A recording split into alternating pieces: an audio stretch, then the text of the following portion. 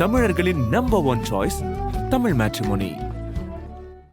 அமெரிக்காவிற்கு ஏற்றுமதியாகும் ஸ்மார்ட் போன்களில் இந்தியாவின் பங்கு கணிசமாக உயர்ந்துள்ளது. 2025ஆம் ஆண்டின் முதல் 5 மாதங்களில் அமெரிக்காவிற்கு ஏற்றுமதியான ஸ்மார்ட் போன்களில் 36% இந்தியாவில் தயாரிக்கப்பட்டவை. இது 2024இல் வெறும் 11%ஆகவே இருந்தது.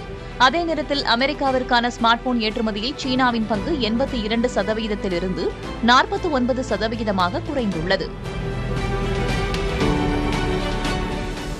ஜனவரி முதல் மே மாதம் வரையிலான காலகட்டத்தில் அமெரிக்காவிற்கு இந்தியாவிலிருந்து $9.35 பில்லியன் மதிப்பில் 2.1 கோடி ஸ்மார்ட் போன்கள் ஏற்றுமதி செய்யப்பட்டுள்ளன. இது கடந்த ஆண்டை விட 3 மடங்கு அதிகம். ஆப்பிள் ஐபோன்களின் உற்பத்தி இந்தியாவில் அதிகரித்ததுதான் இந்தியாவின் ஏற்றுமதி அதிகரிப்பதற்கு முக்கிய காரணம். ஆப்பிள் நிறுவனம் தனது உலகளாவிய ஐபோன் உற்பத்தியில் 20%ஐ தற்போது இந்தியாவில் மேற்கொள்கிறது. அமெரிக்க அதிபர் டொனால்டு டிரம்ப் இந்தியாவில் தயாரிக்கப்படும் ஐபோன்களுக்கு 25% வரி விதிப்பேன் என்று எச்சரித்துள்ளார்.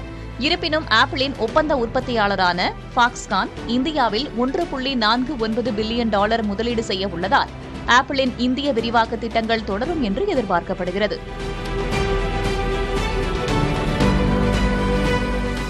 இந்தியாவில் மொபைல் உற்பத்தி ஆலைகளின் எண்ணிக்கை 2014-15இல் 2ஆக இருந்த நிலையில் 2024-25இல் 300ஆக உயர்ந்துள்ளதாகவும் இதன் மூலம் உற்பத்தி மற்றும் ஏற்றுமதி கணிசமாக அதிகரித்துள்ளதாக மத்திய அரசு தெரிவித்துள்ளது. தமிழர்களின் number one choice Tamil matrimony.